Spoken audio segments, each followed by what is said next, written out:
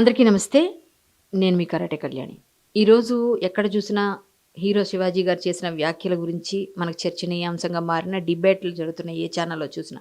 ఎందుకంటే ఒక ప్రముఖమైన హీరోని, ఆ హీరో ఒక ఇండస్ట్రీ పర్సన్‌గా ఉండి, ఇండస్ట్రీలో ఉన్న లేడీస్ అదే హీరోయిన్స్ వాళ్ళందరూ చీర కట్టుకొని రాంగానే ఆ అమ్మాయిని చూసి వేదిక పైన సావిత్రి గారు, సౌందర్య గారు అని మాట్లాడుతూ, అలాగే నా తల్లి, నా చెల్లి అందరూ కూడా నాకెప్పుడు పూజ్యనీయం, ప్రకృతి అన్నట్టుగా మాట్లాడుతూ మధ్యలో 2, 3 పదాలు మాత్రం అభ్యంతరకరంగా మాట్లాడారు. అది కొంచెం చర్చనీయాంశమైంది. ఆ పదాల్ని ఆయన మాట్లాడినందుకు వెనక్కి తీసుకోవాలని మేమందరం డిమాండ్ చేశాము. చేస్తూనే ఉన్నాం. అన్ని డిబేట్‌లో మాట్లాడాం. కానీ సరైన టైంలో ఒక నాటు మనుషులకి నాటుగా చెప్తే తెలుస్తుందేమో అన్నట్టుగా ఆయన నాటుగా చెప్పారు, ఘాటుగా చెప్పారు. కానీ మంచి సమయంలో మంచి టైం చెప్పారు. ఇప్పుడు జరుగుతున్నది అదేనండి. తెల్లవారు లేస్తే ఇన్‌స్టాగ్రామ్‌లో ఓపెన్ చేస్తే రీల్స్ చేసుకొని పిచ్చి పిచ్చిగా అర్ధనగ్నంగా బట్టలేసుకొని ఇష్టం వచ్చిన విచ్చలవిడిగా రెచ్చిపోతూ ఉన్న యువతని మీరెందుకు బ్యాన్ చేయమని అడగట్లేదు ఇన్‌స్టాగ్రామ్‌లో అర్ధనగ్న నృత్యాలు చేసే వాళ్ళ అకౌంట్లు ఎందుకు మీరు రీచ్ పోయేటట్టుగా ఎళ్లి రిపోర్ట్‌లు కొట్టట్లేదు? ఇప్పుడు ఈయన్ని ప్రశ్నిస్తున్న ప్రతి ఒక్కరు బాధ్యత ఇంత బాధ్యత ఉన్నవాళ్ళు మీరందరూ ఎందుకు మాట్లాడట్లేదు ఈ విషయంలో? అనసూయ గారు, చిన్మయి గారు మీరిద్దరూ కలిసి రిపోర్ట్‌లు కొట్టి వాళ్ళందరిని లేపేయొచ్చు కదా! తెల్లవారు లేస్తే పోర్న్ సైట్‌లు బ్యాన్ చేశారనే వాళ్ళందరూ కూడా ఇప్పుడు పోర్న్ సైట్‌లా తయారైన ఇన్‌స్టాగ్రామ్‌ని ఎందుకు మీరు బ్యాన్ చేయించడానికి ట్రై చేయట్లేదు? ఎందుకంటే మీకు కూడా లక్షల్లో ఫాలోవర్స్ ఉన్నారు కాబట్టి మీరెవరు మాట్లాడరా? ఇక్కడ స్టేజ్ మీద శివాజీ గారు మాట్లాడితే మాత్రం మాట్లాడేస్తారా? ఓకే. ఆయన తప్పు మాట్లాడుంటే తప్పుగా ఉన్న వాటిల్ని తొలగించమని, అవి తీయమని చెప్పండి. అలాగే ఆయన క్షమాపణ చెప్పమని చెప్పండి. ఇంకా చెప్పాలంటే ఇప్పుడే ఇందాక నేను చూశాను.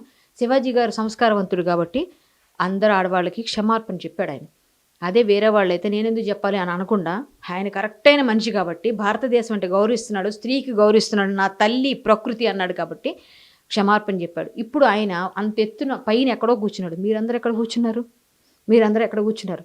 మన భారతదేశ స్త్రీకి సంస్కృతి సంప్రదాయాలకు పుట్టినిల్లైన ఆలవాలమైన మన భారతదేశానికి ప్రతీకగా ఉండి మన సంస్కృతిని ఇష్టపడి అవలంబిస్తున్న పాశ్చాత్యులందరూ ఇక్కడ మారి సాధుసంతులుగా మారుతున్నారు, చీరలు కట్టుకుంటున్నారు, ఈ మన సంప్రదాయం ప్రకారంగా పెళ్ళిళ్ళు చేసుకుంటున్నారు. మనమేమో వాళ్ళ బట్టలు వేసుకొని సగం అర్ధనగ్నంగా చేసుకుంటూ పిచ్చి పిచ్చిగా పిల్లల్ని రెచ్చగొడుతూ యువతను రెచ్చగొడితే మీరు వేసుకొచ్చే బట్టలను చూపించడానికి నేను నా కొడుకునో మా తమ్ముడినో ఎవరో పట్టుకొని బయటికి రాగలమా? మీరు వేసుకునే బట్టలను చూసి అసహ్యపడిపోయి మొహాలు తలదించుకొని వెళ్ళిపోతున్న నా పక్కన ఉన్న నా పిల్లల్ని చూసి నేనేం సమాధానం చెప్పాలి?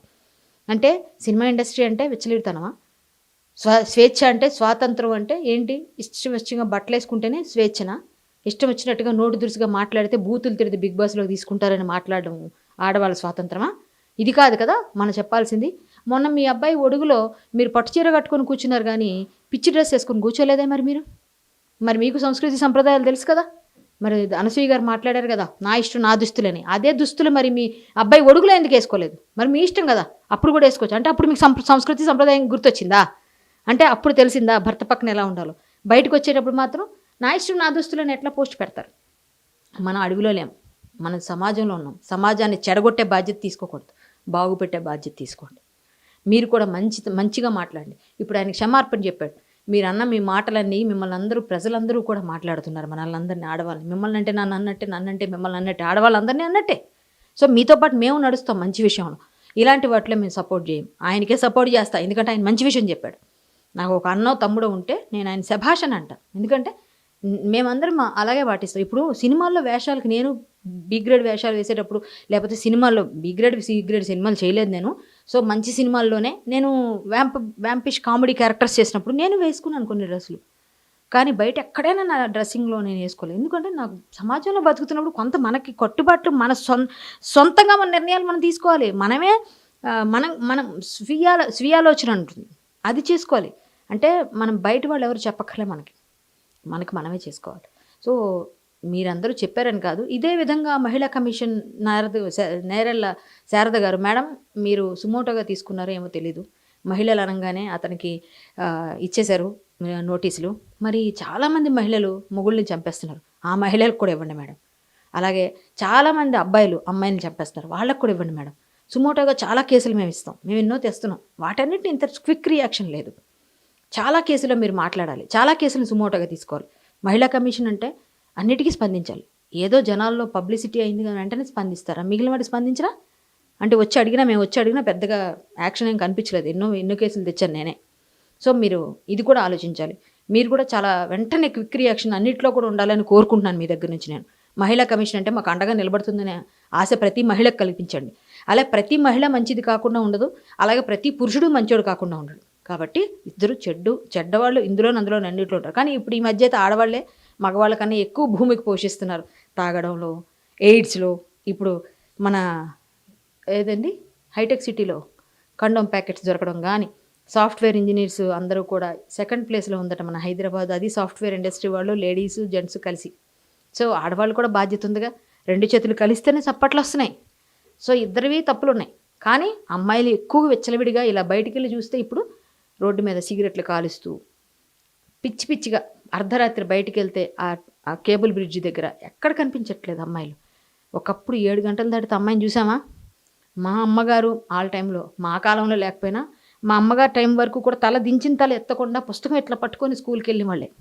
ఇప్పుడు స్కూల్లోనే అమ్మాయి అబ్బాయి అని తేడా లేకుండా గంజాయి, మత్తు పదార్థాలకు బానిసలైపోతున్న చిన్న యువత.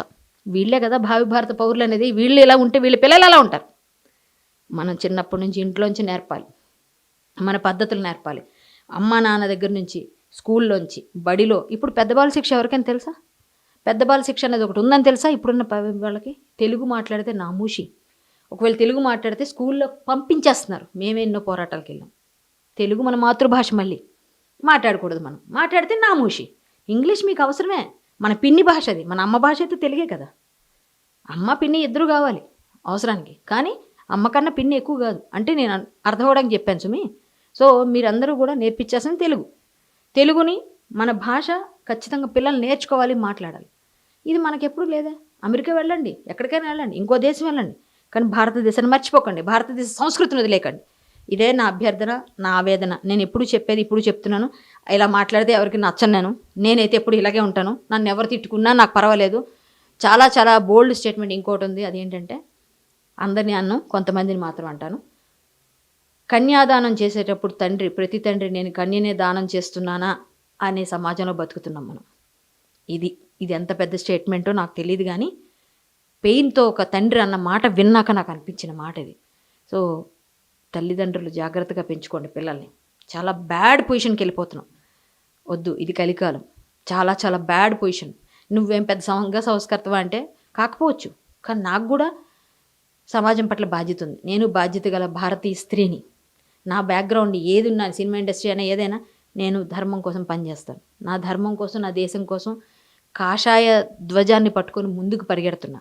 భగవా కళ్యాణిగా వెళ్తున్నా, గోరక్ష కళ్యాణిగా వెళ్తున్నా, లవ్ జిహాదుల కోసం కష్టపడే కళ్యాణిగా వెళ్తున్నా.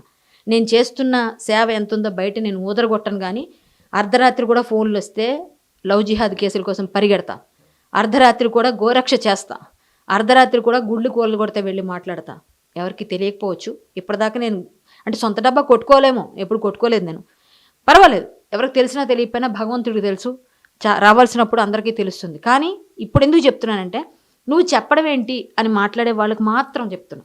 నేను ఎన్నో చేస్తాను, చేస్తూనే ఉంటాను. నేను చేసింది ఏమిటో చేసిన వాళ్ళకి తెలుసు. నేను ఇవన్నీ చెప్పుకోవాల్సిన అవసరం లేకపోయినా, మన దేశం, మన భావితరాలు పాడైపోకూడదంటే ఇలాంటి వాటి గురించి మాట్లాడాలి. శివాజీ గారు చాలా బాగా మాట్లాడారు. కాకపోతే 2-3 పదాలు మాట్లాడారు. ఇంకొక విషయం ఇక్కడ నేను చెప్పాల్సింది ఏంటంటే, చిక్రీ అనే పాటలో కూడా సామాన్లు అని ఒక పదం ఉందండి. మరి చిక్రీ పాటలో ఉన్న అభ్యంతరం లేని సామాన్ల గురించి చిన్మయ్య గారికి ఇక్కడ ఎలా వచ్చింది? అనసూయ గారు, చిన్మయ్య గారే చెప్పాలి. చిన్మయ్య గారు భర్త తీసిన గర్ల్ ఫ్రెండ్ సినిమాలో ఏం మెసేజ్ ఇచ్చారు? ఆ గర్ల్ ఫ్రెండ్ సినిమాలో అంతా లేడీస్ హాస్టల్ ఏం చేస్తున్నారు చూపించారు. దాన్ని మీరు చున్నీ తీసేస్తాను అని ఒక అమ్మాయి మాట్లాడితే ఆయన వెళ్ళి హగ్ చేసుకుంటాడు. మన చున్నీ తీసేయడం మన సంప్రదాయం. మీరు మట్టిలు అన్నీ పెట్టుకొని వేసుకోండి అని శివాజీ గారికి సలహా ఇచ్చారు. అంటే మీరు వేసుకోరు సరే కదా. మన భారతీయ సంస్కృతి సంప్రదాయాల్లో భాగమైన తాళి, మెట్టెలు, పసుపు తాడు, పసుపు బొట్టులు, చీర, గాజులు ఇవన్నీ తీసేయాలి. మగవాళ్ళకి ఆడవాళ్ళగా తయారు చేద్దాం అనుకుంటున్నారు. అదే మీ ఆయన తీసే సినిమా, మీరు దానికి సపోర్ట్ చేస్తారు. ఆ సినిమాకి మాత్రం మీరు ట్వీట్ చేయరు, ఎందుకంటే మీ సినిమా బిజినెస్ పోతుంది, మీ ఇంట్లో వాళ్ళ బిజినెస్. కానీ ఇలాంటి వాటికి మీరు వస్తారు. సో తప్పో ఒప్పో నాకు తెలిసినవన్నీ నేను చెప్పేసా. తప్పులుంటే నేనేమైనా చేస్తే మీరు ఏమన్నా అనుకోండి. బట్ నేను ముక్కుసూటిగా ఆడ మగ ఎవరు తప్పు చేసినా అడిగే అలవాటు. సో నేను చెప్పాల్సినవన్నీ చెప్పాను. నాకు కరెక్ట్గా అనిపించింది, నేను చెప్పగలిగాను. మీరు ఏది తీసుకున్నా పర్వాలేదు, కానీ మీరు ఈరోజైతే శివాజీ గారు మంచి పని చేశారు. సమాజంలో ఒక విషయాన్ని లేవనెత్తారు. పిల్లల్ని ఎలా పెంచాలో తల్లిదండ్రులకు అర్థమయ్యేలా చెప్పారు. మళ్ళీ క్షమాపణ చెప్పి చాలా ఎత్తుకెదిగారు. శుభం అండి. చాలా మంచి పని చేశారు. కంగ్రాట్స్ శివాజీ గారు. మీ వల్ల ఒక మంచి చర్చకి దారి తీసినందుకు నేను మీకే సపోర్ట్ చేస్తాను. Thank you.